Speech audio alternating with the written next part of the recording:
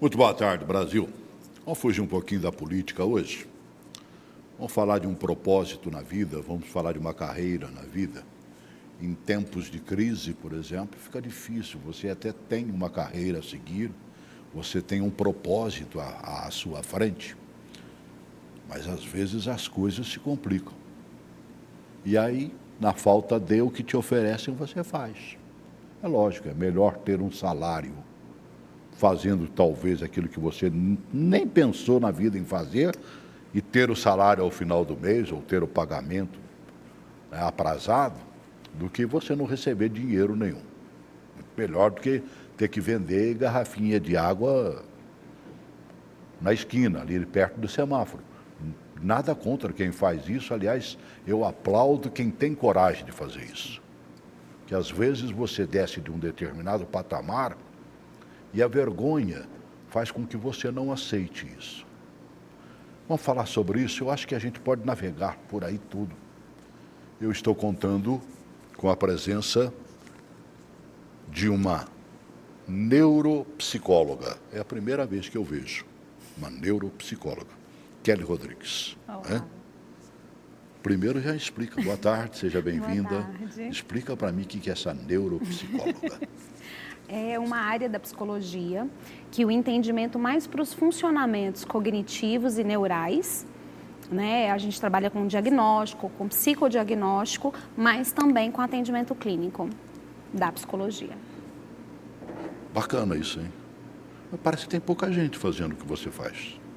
Tem Ou é muito impressão minha? Não, tem muito psicólogo mesmo. Sim, acho que psicólogo né? com certeza. Mas é uma área da psicologia que tem crescido bastante, tem muita formação e tem muitos profissionais que se dedicam exclusivamente. Eu, embora eu tenha formação em neuropsicologia, eu ainda estou no atendimento clínico, eu faço atendimento clínico também. Por E que a aí, neuropsicologia?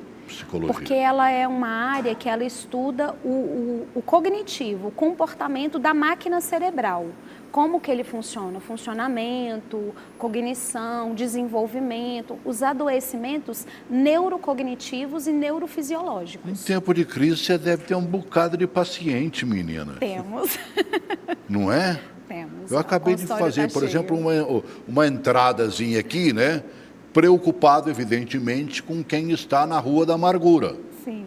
E quem está na Rua da Amargura deve ter um problema neurológico também, não advém, não? Aí a gente já parte mais para o problema emocional. As emoções estão mais adoecidas, as pessoas têm um sofrimento emocional, que seria muito mais a parte psicológica, né? E Do não que a neuropsicológica. Isso. A neuro ela está ligada muito com o funcionamento da máquina cerebral. Mas a extensão desses problemas por longo tempo não traz um problema neurológico, Sim, não? traz sim. Ou às vezes o próprio problema neurológico ele vai desencadear num problema emocional. É um assunto bom, né? Você viu que eu esqueci até do outro convidado, me desculpe, viu? Estou também com o Henrique Ferreira, ele é diretor de gestão de pessoas do grupo Mede Mais. Mesmo, bom dia, Você Celso. mede mais o quê? Mede Seja Mais- bem-vindo, boa tarde. Obrigado, boa tarde.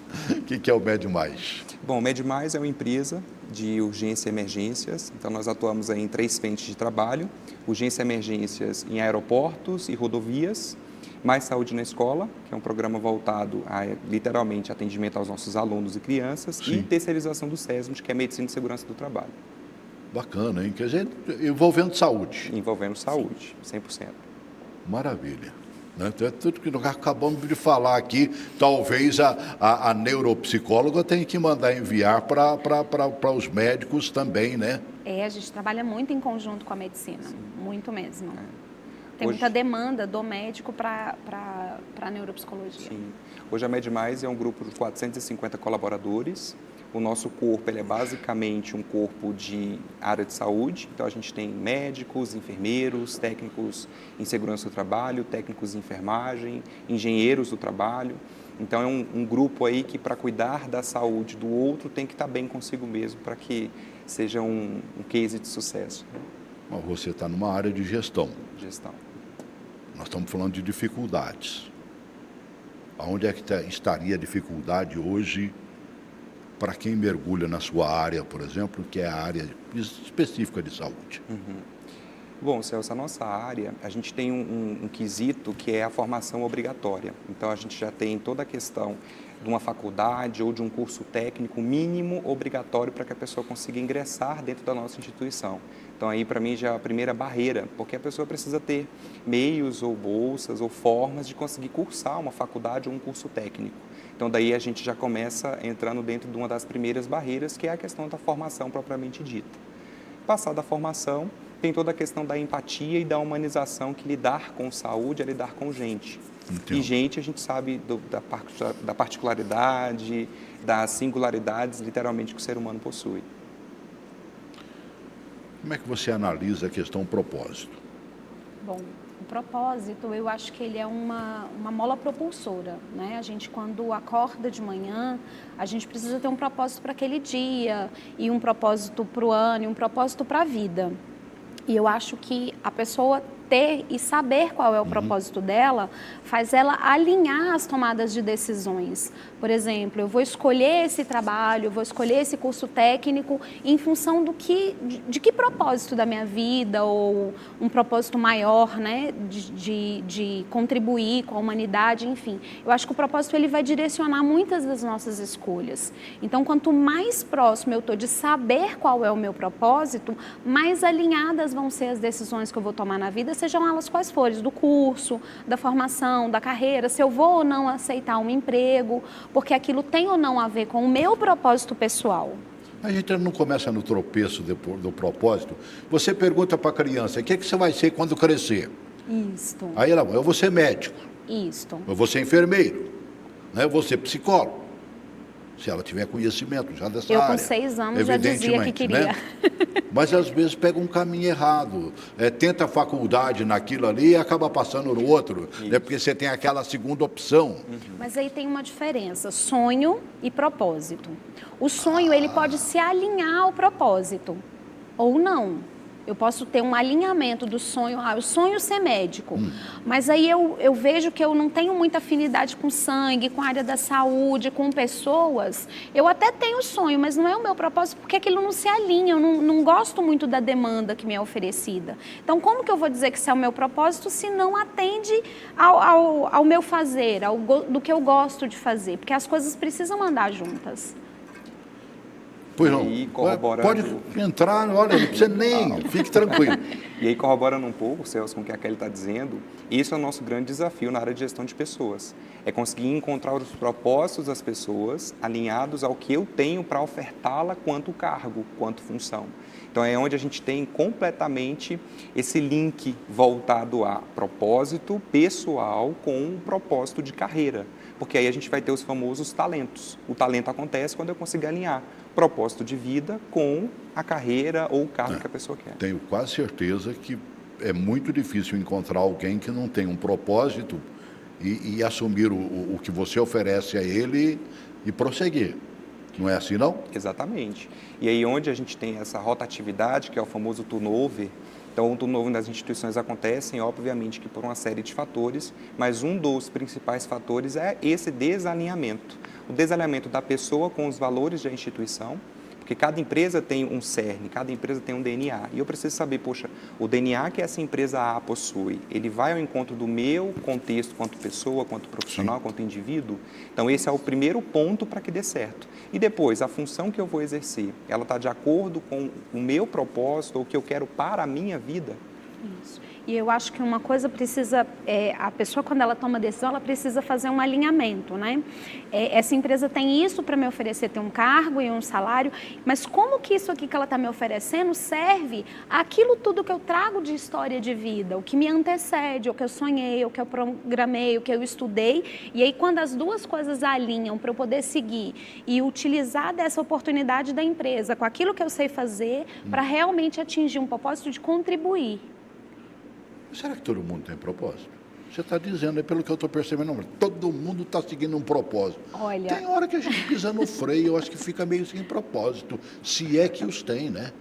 Na grande maioria das vezes, a gente pensa o seguinte, que a gente não sabe definir muito bem qual é o nosso propósito. Mas, de alguma maneira, existem sonhos, desejos, porque nós somos seres de sensações, né? Existe uma sensação de contribuição, de realização, que é inerente do ser humano, sim. E aí, o que eu vou realizar?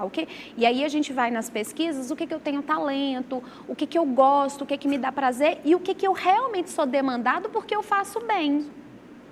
Aí entra a E questão aí vai descobrindo junto. Isso. Vem a questão da gestão. A maioria dos nossos adolescentes começa, por exemplo, está chegando perto da hora de entrar para a faculdade, eu te digo que a maioria não sabe para onde vai. Sim, com certeza, Celso. Na verdade, eu acho que todos nós passamos por isso em algum momento da vida, porque hoje em dia tem tanta coisa para você escolher e o medo de errar é tão grande. Hoje em dia a gente tem uma autocobrança muito grande. Eu não posso errar, errar é feio, errar vai me custar algo. E, na verdade, a gente só aprende, só cresce errando. Errando, evidentemente. Para mim, a grande sabicidade, o grande brilho disso tudo é eu corrigir rápido um erro que eu cometo e não cometer novamente. O mais rápido possível, né? Por favor. Hoje você encontra gente que passou por 3 faculdades, por exemplo, né? Por quê, né? Eu já tive aqui, estou tentando lembrar quem foi, mas a primeira não deu certo, a segunda, como diz, muito menos, a terceira que ele se achou. Até porque propósito é um negócio muito sério. Eu me lembro de uma pregação da Bispa Lúcia Rodovalho, aonde ela trouxe alguma concepção sobre o propósito. Ela é muito, sabe, além de pregadora, ela é técnica, ela é psicóloga, como você. Né? Eu estudei com a filha E ela mostrou, por exemplo, de Aristóteles a Jesus Cristo, e depois passou para nós também, mostrando alguns tipos de propósito. E eu não perdi essa oportunidade. Né? Coloque a Bispa Lúcia aí, por favor. O propósito é o que Aristóteles chamou de quididade. Não vou te explicar o que é isso, que é complicado. Mas se você quiser pesquisar, quididade. Alexandre o Grande chamou o propósito de conquista. Nietzsche, o grande filósofo, chamou de o porquê. Tudo na filosofia dele estava baseado nisso. Walt Disney chamou de mágica. O capitalismo chama de lucro. Bill Gates chamou de Windows. Steve Jobs chamou de pensar de maneira diferente. Jesus chamou de cruz. O cristianismo, em geral, hoje, em nossos dias, chama sobre os planos de Deus e a vontade de Deus. Nós podemos chamar de influência, nós podemos chamar de mudança, nós podemos chamar de liderança. Nós podemos chamar daquilo pelo qual nós sentimos que é a nossa finalidade, aquilo que chama a sua atenção, aquilo que realmente leva você sair da cama todos os dias. Eu falo que propósito é o motivo de algo ou de alguém existir. Propósito é a sua marca. É a sua marca? Exatamente. Você ter o propósito do que e por que fazer faz todo sentido.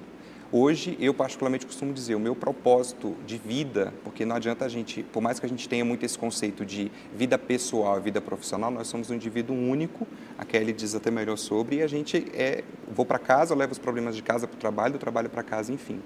Então, o meu propósito de vida é desenvolver pessoas. Então, por isso que eu sou diretor de gestão de pessoas e eu, cada dia ou diariamente, eu procuro fazer o meu propósito. Te alegra fazer isso? Bastante. Me dá conseguir. sentido. Me dá sentido. Assim? É desse jeito. A gente vibra vendo o outro desenvolver, a gente vibra vendo o outro acontecer. Claro. Lá na MedMais, por exemplo, Celso, a gente está fazendo um programa de desenvolvimento de liderança. Eu e a Kelly em parceria. Então, é impressionante ver os nossos líderes se desenvolvendo pedacinho a pedacinho, que é uma construção de tijolos mesmo, porque liderança, como a própria Bissa falou, é uma arte, literalmente. Então, fazer isso no dia a dia, lidar com toda a pressão, com toda a equipe, com toda a demanda, hoje em dia, nesse mundo de resultados imediatos, para o ser humano e para o profissional é um grande desafio. Mas a gente chega à conclusão de que nem sempre você consegue escolher, né? Nem sempre você consegue seguir o seu propósito. Como é que a gente faz para fugir desse, no entanto, não consigo? Eu acho que a gente precisa primeiro saber a montanha que a gente quer subir. Eu decido a montanha que eu quero subir e o cérebro, ele tem muita dificuldade de fazer salto de abstração. Por exemplo, quando eu decidi que eu queria ser psicóloga, eu tinha 6 anos de idade. É mesmo? E eu nunca abandonei isso. Eu tive minha filha primeiro, casei. Eu fui entrar na faculdade com 26 anos de idade, não aos 18.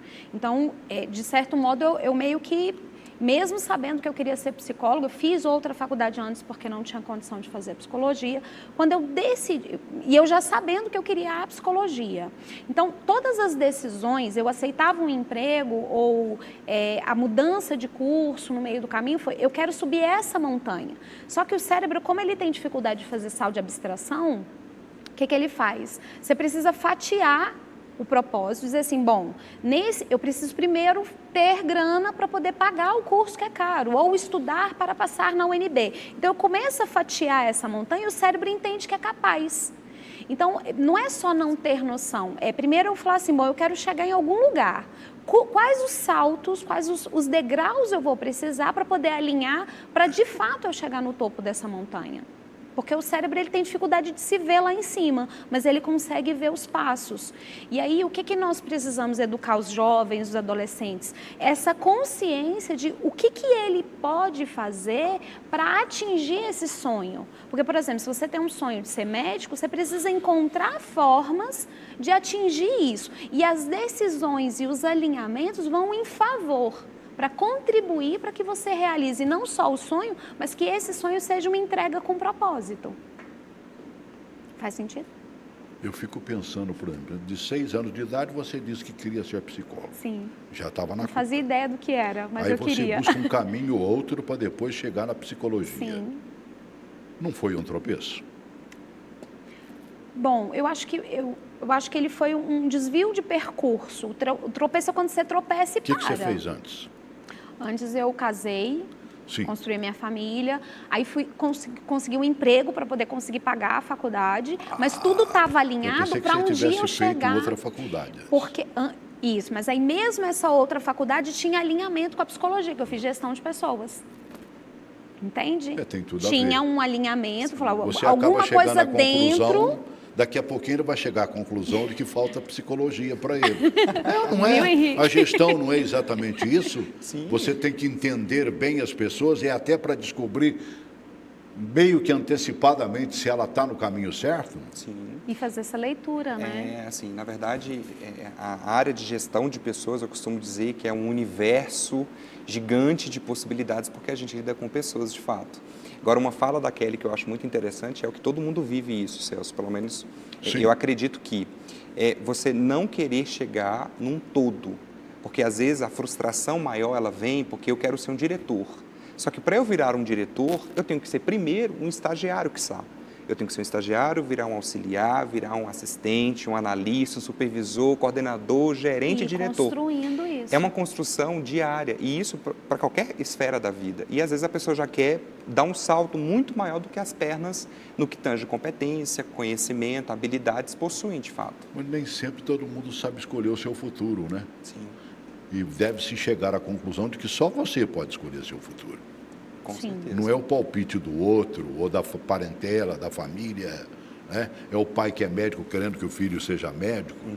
Não, ele nasceu para ser advogado, ele nasceu para ser não médico, quer dizer, outro tipo de atividade e tudo mais.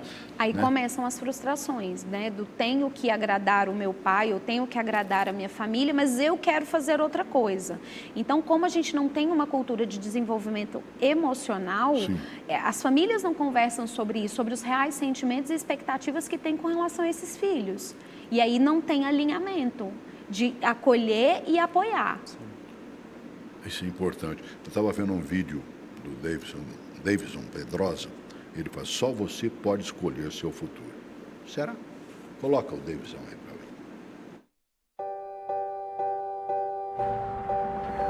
ver. Já pensou o que você vai dizer para você mesmo quando chegar no futuro?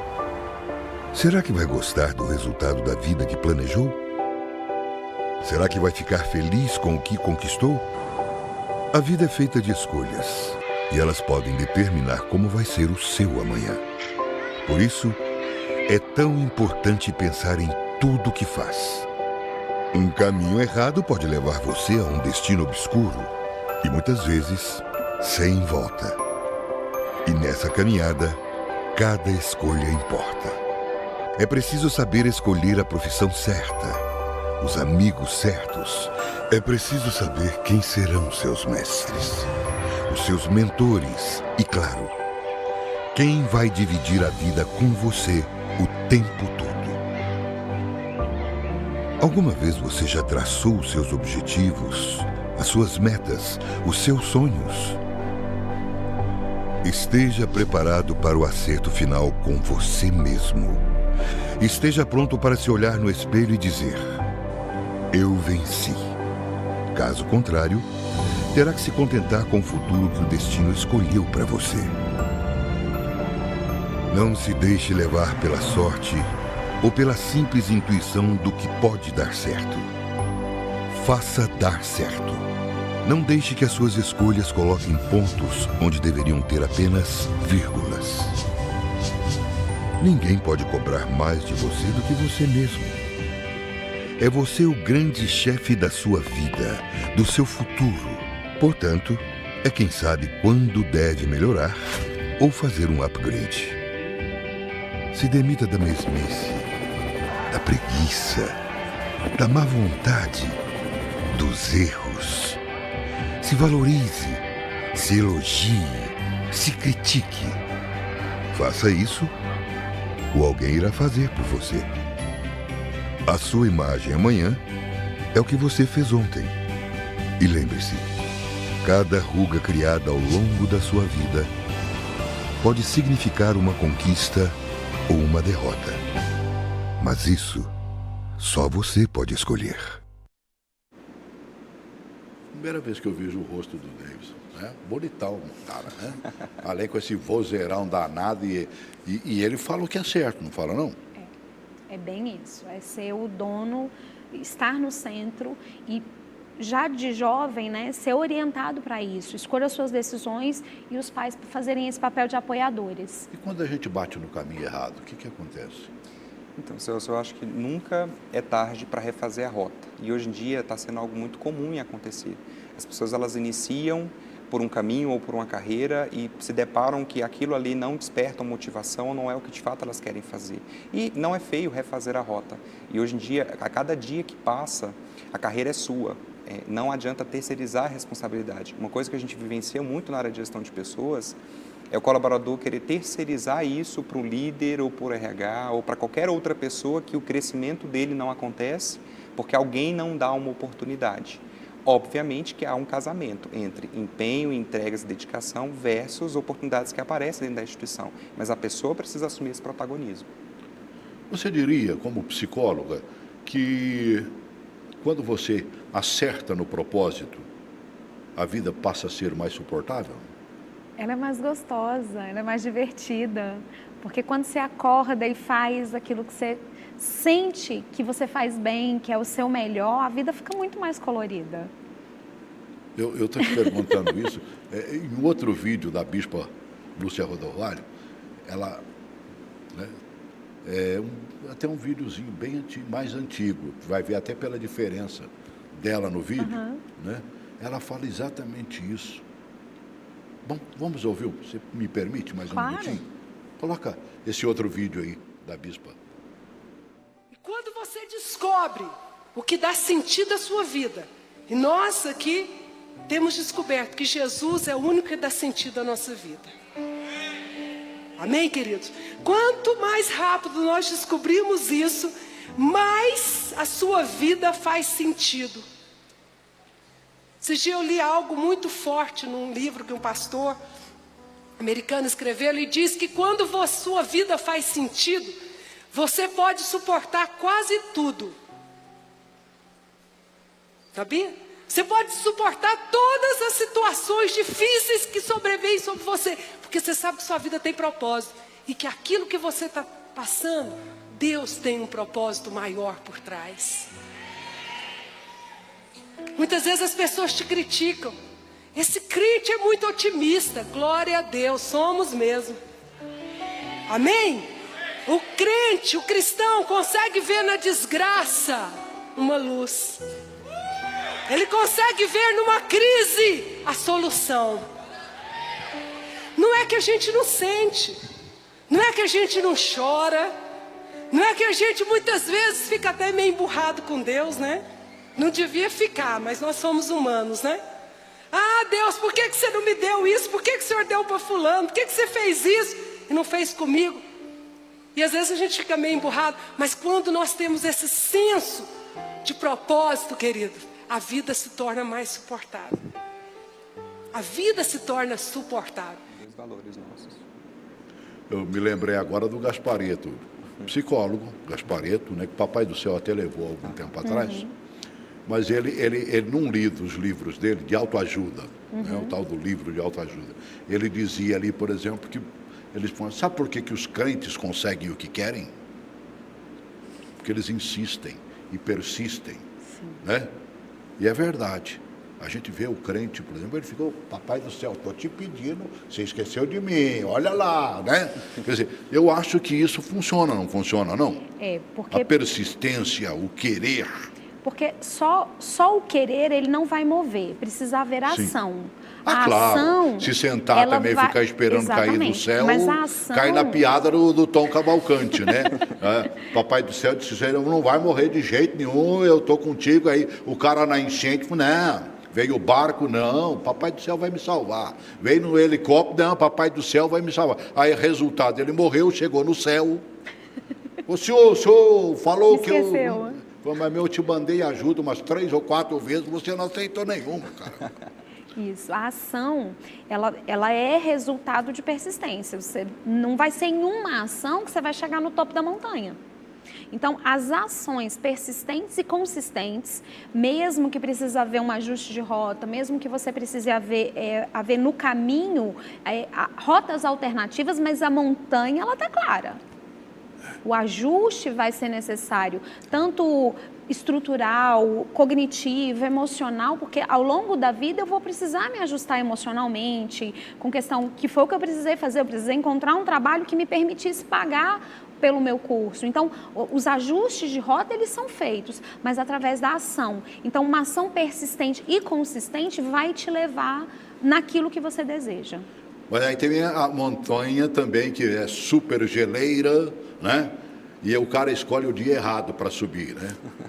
Quantos que nós já vimos aí não chegando ao topo, se congelando no meio do caminho. Diversos. Né?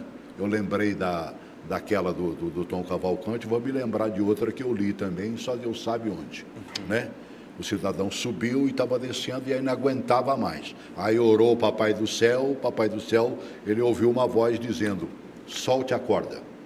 Ou seja, pode soltar e pular, que eu estou aí para te segurar, né? Sim. Ele imaginou, mas ele acabou não soltando a corda. No dia seguinte, o corpo dele foi encontrado. Ele estava a 2 metros do chão. Teria soltado, estava vivo até hoje. E aí entra muito, Celso, no contexto do acreditar de fato, né? Todas essas ações de querer, de ter ação, de ter o propósito e acreditar que de fato tudo que você está fazendo vai corroborar para o sucesso daquilo que você almeja. Então não adianta simplesmente só querer e ter ações, mas se eu também não tiver fé para que aquilo de fato aconteça. Você acredita na questão de fé? Acredito. Nós ouvimos a bispa 2 vezes. Nesta segunda fala dela, ela se moveu muito dentro do Evangelho, dentro da Bíblia, né? É possível unir as duas coisas no seu pensamento? Sim, perfeitamente. Independente da crença de cada um, mas a fé, ela faz milagre de fato. Ainda mais quando você tem toda essa ligação de saber que a tua ação ou o teu predestino, ele já está escrito para que você aconteça ou você chegue no teu objetivo, faz todo sentido. Eu, na gestão de pessoas, acredito muito nisso. Você, como psicóloga? A gente lá no consultório não pode falar de Deus, mas aqui pode. Eu acredito que a fé é acreditar... Não pode falar de Deus por quê?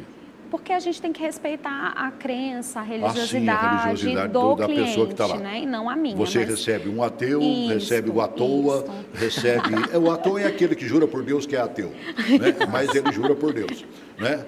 Eu, pessoalmente, acredito, acho que a fé, ela faz parte da minha constituição moral, mas eu acredito numa coisa também, que eu falo muito e trabalho isso muito no consultório, às vezes até no desenvolvimento das pessoas lá na empresa, que você precisa acreditar que existem duas coisas que você precisa fazer nessa existência, nesse lapso temporal aqui de existência: evoluir e contribuir. Então, se eu estou constantemente evoluindo, né, aprendendo, num tropeço aqui, numa mudança de rota ali, estou aqui nessa montanha, eu digo, pô, cara, mas não é bem essa montanha, eu acho que eu quero subir aquela ali que não tem gelo, eu não tenho resistência, então eu vou para que não está gelada. Então, eu estou sempre me melhorando e usar essa melhora do meu ser para contribuir com a melhora dos outros e, consequentemente, como ela falou, com o plano de Deus, porque eu acredito em Deus.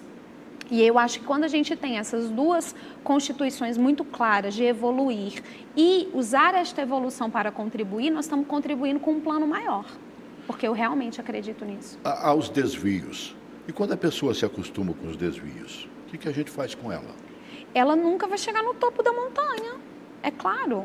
Porque se eu estou sempre desviando, encontrando outra montanha, eu preciso alinhar.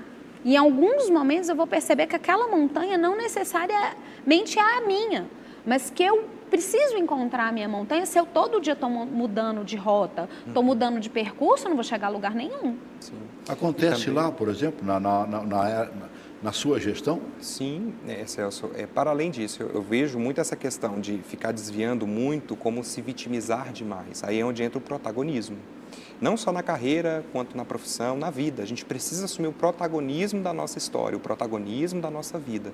Porque a partir do momento em que eu não tenho isso, sempre a culpa é do outro. Um exemplo clássico que tem quando o colaborador chega atrasado. Normalmente chegou atrasado, a culpa é de quem? Do trânsito. De diversos aspectos. O celular que não despertou, o trânsito, um acidente. Não, na verdade, a autorresponsabilização, o assumir de fato o protagonismo é falar, eu me atrasei.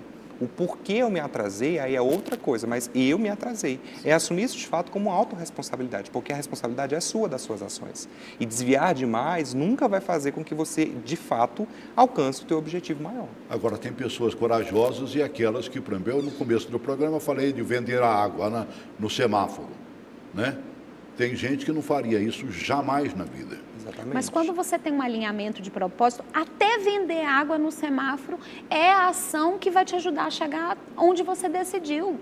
Eu vi um vídeo bacana, acho que foi vocês que me mandaram, né? A Uda, que trouxe vocês para mim aqui, me mandou esse vídeo da enfermeira que não teve medo nenhum de pegar uma faixa enorme, estava desempregada, e ir para o meio da rua.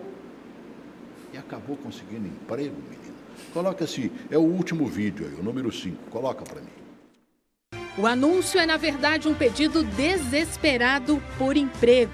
Depois de mais de 2 anos na busca por uma vaga, o jeito foi pedir ajuda nas ruas. Infelizmente, hoje, o mercado de trabalho não contrata pessoas que não têm experiência. E eu pensei, eu vou desistir dos meus sonhos ou eu vou batalhar pelos meus sonhos? Então eu tive a atitude de ir para a rua, fazer uma faixa, chamei a minha irmã e eu fui lutar pelos meus sonhos. Eu falei que para mim não desistir ali porque eu não aceitava. E eu vi que o mercado de trabalho, ele gosta de pessoas que têm atitude. Então foi a minha atitude e a minha fé me levou até a rua e, graças a Deus, a empresa Med Mais me abriu as portas, me chamou para um processo seletivo. Eu fiz a faixa numa quarta, na quinta-feira eu estava aqui. Fui muito bem recebida, muito bem acolhida pela empresa, pela gestora da RH, por toda a equipe que esteve presente no processo seletivo. E eles me deram a oportunidade, que eu acho que é isso que o mercado de trabalho hoje falta. A oportunidade para quem não tem experiência. Eles acreditaram no meu potencial mesmo sem conhecer o meu trabalho, porque acreditaram na minha atitude, porque viram a minha atitude e a empresa gosta disso. E não é que deu certo? O sonho de vestir o jaleco branco virou realidade e de ter a carteira assinada também. Gleciane começa a trabalhar como enfermeira daqui a uma semana. E a atitude contou mais que a experiência. Corajosa essa menina, né? Era você no vídeo, né? Sim. É a sua empresa que deu emprego para ela. Foi a Med Mais. Isso foi onde? Aqui Bom, em Brasília? Aqui em Brasília, Celso. A Gleciane, ela estendeu essa faixa junto com a irmã dela, ali perto do Palácio do Buriti, naquela região ali do Brasília Shopping, então ela colocou alguns lugares no centro de Brasília. Como hoje a gente tem as redes sociais, o WhatsApp chegou essa foto coincidentemente para nós, a gente participa de vários grupos de RH, vimos essa foto e achamos muito interessante a atitude que ela tinha. E coincidentemente eu estava com a vaga em aberto para enfermeiro. Olha. Então eu já tinha triado alguns currículos, basicamente fechada essa primeira etapa, só que como eu vi essa atitude, eu falei, gostei da atitude dela, ela literalmente assumiu o protagonismo e teve fé que isso ia acontecer. Entramos em contato com a Gleciane, convidamos ela para participar do processo seletivo, com mais ou menos 6 enfermeiras ali, e de fato não foi só a ação que ela teve de acreditar que daria certo, como a forma com que ela se portou em toda a entrevista. Então, das 6 candidatas, fez a prova técnica, fez todas as questões de teste que a gente possui dentro da nossa empresa e ela foi literalmente a selecionada. E um dos principais fatores... Passou por um processo, então. Processo seletivo. Olha. E todo o processo ele foi feito de forma normal, ela entrou como uma candidata do zero, assim, Sim. em par de igualdade. E aí nós temos uma dinâmica no processo seletivo que é embasada nos nossos valores. E um dos nossos valores se chama fé. Então, nós temos como um dos 6 valores da Med Mais, fé, ele é um deles. Então, fé, gratidão, propósito, são Atitude. valores que nós temos. Já tinha Alta somado um performance. pontinho ali. Então, ali, pela atitude que ela tomou, a fé em acreditar que, de fato, ela ia alcançar e o propósito de se tornar uma enfermeira. E note, ela já tinha 2 anos formada em enfermagem, só que nunca tinha conseguido a oportunidade, porque na área de saúde, o quesito experiência conta bastante. Conta muito, né? E não é uma crítica, porque de fato é necessário cuidar da vida do outro, é saúde, é algo muito sério. Só que a Gleciane, ela teve um potencial e a gente enxergou isso nela, uma pessoa com tanta fé, com tanto propósito, vai ter uma alta performance que é um outro valor. Selecionamos a Gleciane, está conosco aí basicamente há quase 3 meses, está vencendo o período de experiência. Então foi coisa recente, hein? Foi recente. Nós fizemos isso aí tem mais ou menos uns 75 dias. A primeira avaliação de experiência dela nos 45 dias foi 95%, então muito boa. E agora, com certeza, ela será efetivada no nosso quadro e vai passar pelo período de experiência. E para nós, e ela diz muito isso, o que resume é gratidão. A gente fez uma premiação e ela ganhou como uma das pessoas de destaque no local onde ela está trabalhando hoje. Maravilha. Atitude? Sempre. As atitudes, elas vão determinar, né, o nosso posicionamento diante das adversidades da vida.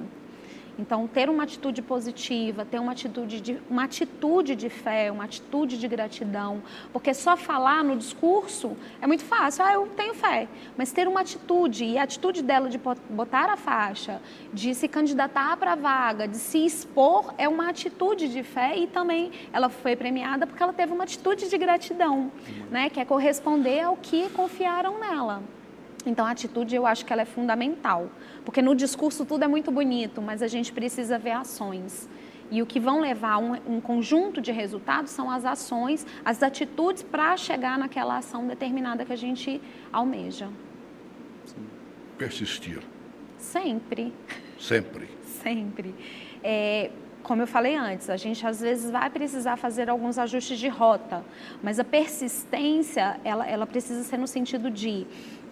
eu determino o posicionamento que eu quero ter na vida, onde eu quero chegar e vou persistir nisso independente das adversidades, independente das pessoas que vão desacreditar, vão rir, você vai botar uma faixa lá na rua? Vou sim, vou colocar, então eu vou persistir naquilo que eu acredito. Mas para isso eu acho que as pessoas precisam também ter uma oportunidade de muita autoavaliação. Cara, o que eu acredito, o que eu quero? Eu acho muito interessante isso que o Henrique falou, de autorresponsabilidade. E não assumir uma posição vitimista diante da vida. Não tem emprego, o que eu vou fazer para conseguir um? Minha faculdade é muito cara, qual emprego? Eu vou precisar vender água no semáforo? Eu vou vender água no semáforo. Sim, com certeza. E está tudo certo. E se eu precisar, eu brinco muito, que eu falava assim, cara, se eu precisar lavar o banheiro para conseguir terminar minha faculdade, eu vou lavar o banheiro, não tem problema. Porque o objetivo, ele é muito maior do que as ações. Se você morasse nos Estados Unidos, sendo brasileiro estudando lá, eu ia lavar banheiro você numa boa, estaria, limpar a mesa. porque o que mais oferecem para nós estrangeiros lá são o que para eles são subserviços. E para nós é simples de você ver aqui a utilização de mão de obra. Sim. Que lá eles não têm de jeito nenhum. Vai pintar viaduto, vai pintar túmulos, né? O americano não faz isso nem a pau. E aí entra numa fala que lá a gente conversa bastante na Med Mais, Celso, que é o persistir é diferente do insistir. Entendi. Então, a gente entende como contextos diferentes. A persistência, ela de fato, são ações planejadas em prol de um objetivo pautado. O insistir é a pessoa ficar atirando para todo lado, aleatoriamente, sem ter ações efetivas que gerem o resultado que ela precisa. As pessoas vão para uma entrevista para emprego e tudo mais, elas não sabem qual a ferramenta que se utiliza. Né? Ela busca um pouquinho no Google, busca um pouquinho acolá, fala, olha, vai bem vestidinha, mas não coloque aquela roupa que você usaria para ir à boate à noite. Né? Tem até dar umas boas dicas, vai bem vestidinho, né? Se é um emprego que não há necessidade de paletó e gravata, vá com a camisa, né, abotoadinha, bonitinha e tudo mais. Mas qual é a ferramenta que realmente se utiliza na gestão aí? Celso, as empresas, e aí de um modo geral mesmo, na gestão de pessoas, todo mundo busca talentos. E para que a pessoa consiga ser assertiva e mostrar de fato o que ela tem para oferecer quanto pessoa e quanto profissional, a primeira coisa, ela precisa estudar a empresa a qual ela se candidatou àquela vaga. É muito comum pessoas saírem encaminhando currículos diversos, aleatórios, sem sequer ver o pré-requisito da vaga. E aí é onde gera muita frustração. A pessoa manda, sei lá, 50 currículos e é chamado para 0 entrevistas. E aí é uma oportunidade de pensar, poxa, mas por que eu mandei tantos currículos e eu não fui chamado para nenhuma? Para você conseguir o emprego, você precisa ter uma estratégia efetiva para alcançar o emprego que você deseja. Parte do currículo? Primeira coisa é o currículo.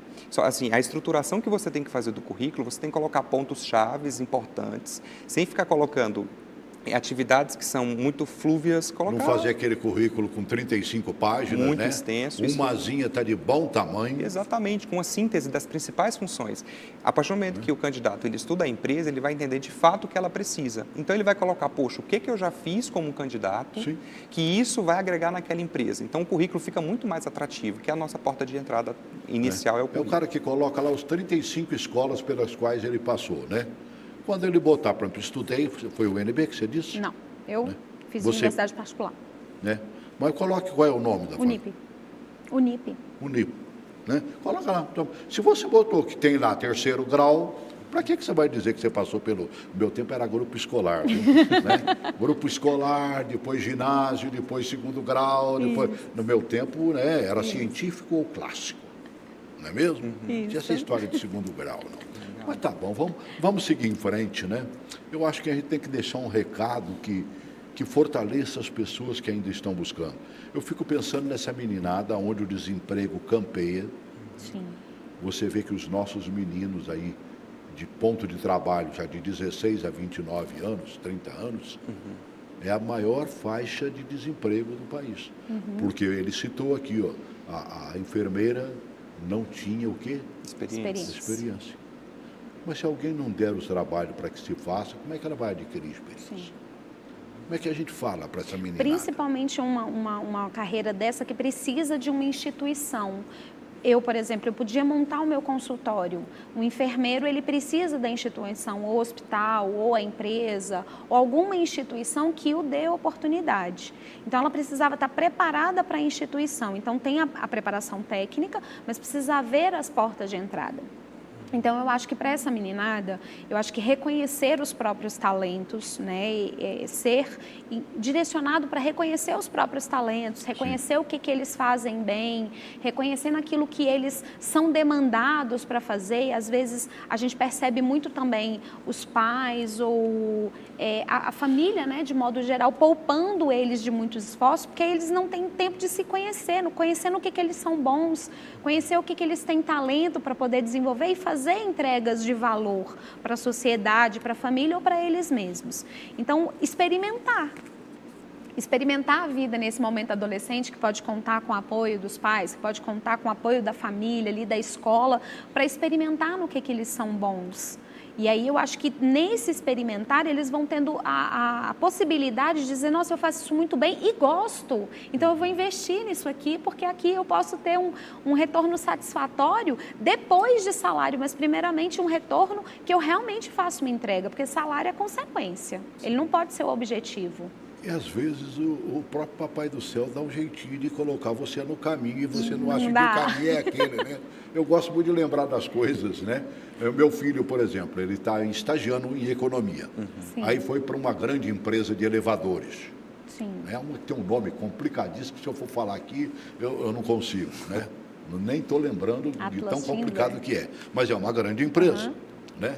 Aí chegou lá, botaram ele numa máquina de escrever desse tamanho. Ainda existe, por incrível que pareça, aquele papel enorme para ele fazer lá os negócios que era...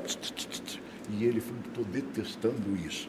Aí apareceu uma vaga na Ambev, que é a grande vendedora de refrigerantes e cervejas e outras coisitas mais, né?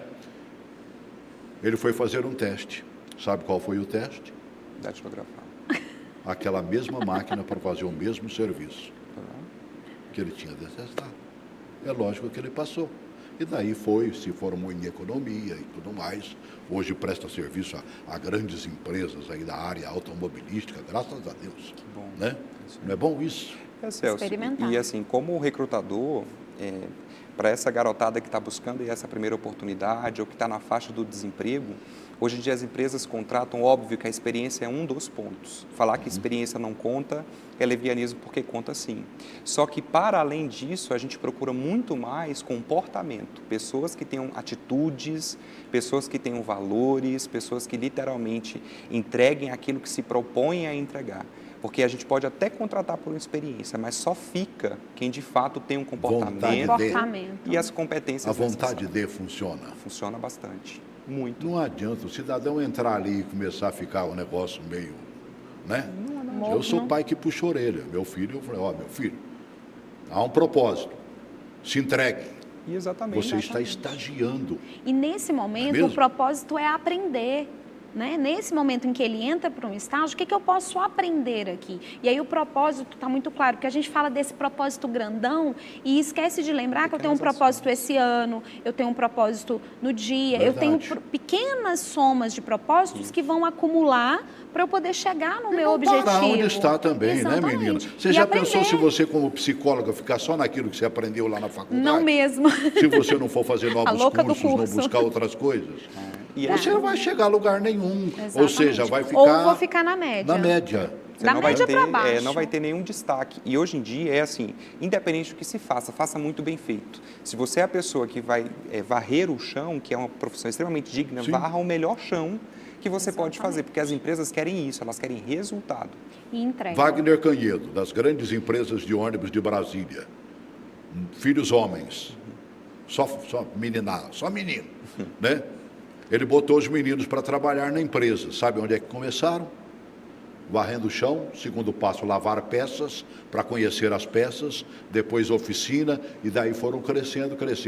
Hoje o vasinho que ocupa as empresas na cabeça, passou por todos esses degraus e conhece como ninguém. Ele sabe mandar em tudo e observar tudo. Não é assim? Exatamente. Que é o acúmulo de conhecimento, o acúmulo de experiências que fez dele um bom gestor, um bom líder. Conhecedor daquilo que está fazendo. Exatamente. Se você não souber fazer, você não vai saber mandar, mano. Exatamente. Velho. E uma coisa, Celso, que hoje no mercado diz muito, e para você ter pessoas de alta performance, de fato, não importa o que está fazendo, faça muito bem feito aquilo e tudo tem um porquê de ser feito. Tudo, de alguma forma, você vai aproveitar lá na frente. Até o famoso arquivo, que é uma coisa que normalmente estagiário e menor aprendiz que vai para o arquivo, é uma mega oportunidade da pessoa mostrar organização, mostrar agilidade, mostrar empenho, mostrar literalmente que ela tem raciocínio e agilidade. Então, são coisas em pequenas ações que a gente consegue ver várias competências. Partindo desse princípio, numa frase, se possível, ela pode ser até um pouquinho maior, já estamos encerrando o programa. Na verdade, já era para ter encerrado. Mas, numa frase, o que é que você deixa em termos de conhecimento ou de uma dica legal?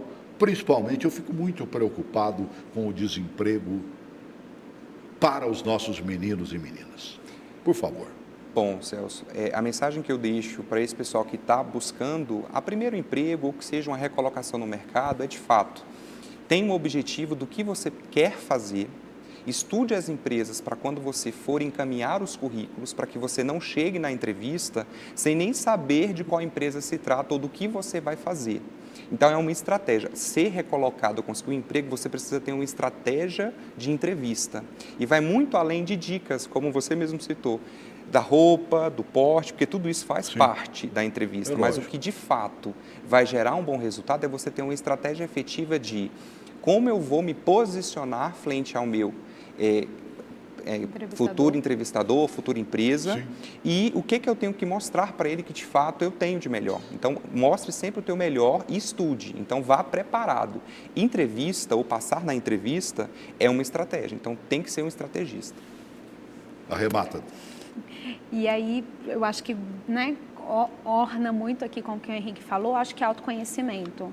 Eu sempre digo para as pessoas, invista em autoconhecimento, invista no autoconhecimento dos seus filhos, invista no autoconhecimento, porque quando você tem um bom posicionamento pessoal, qualquer desafio, qualquer tarefa, ela vai ser encarada de uma maneira muito mais madura, muito mais bem preparada. E aí não adianta eu só conhecer a empresa se eu não sei das minhas competências. Eu estudo essa empresa, eu alinho e aí eu estou capaz de oferecer bons resultados. E se é para subir a montanha, compre os equipamentos e aí primeiro. Exatamente, um dos equipamentos é autoconhecimento. Que passaram por ela, não é mesmo? Esteja preparado, isso mesmo.